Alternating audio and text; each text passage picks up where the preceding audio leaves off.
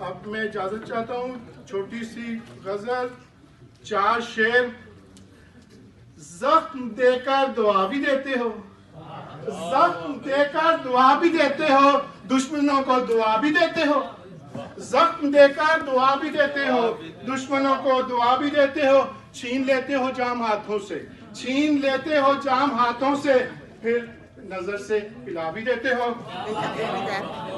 छीन लेते हो जाम हाथों से, फिर नजर से पिला भी देते हो।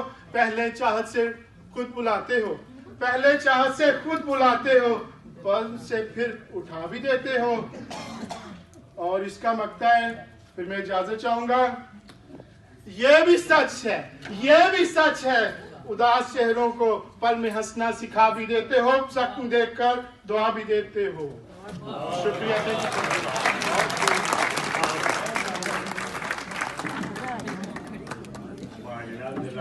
साहब ने महफिल को जगाया। और देखिए, सूरत हाल यह है कि यह मुशायरा इंटरैक्टिव काम है। अगर आप चाहते हैं कि शायर आपको अच्छे शेर सुनाए, तो आप लोगों को भी उसके साथ जुड़ना होगा। आपकी दाद आती रहेगी तो ये शोरा इकराम आपको सुनाते रहेंगे, और वरना ये अपना काम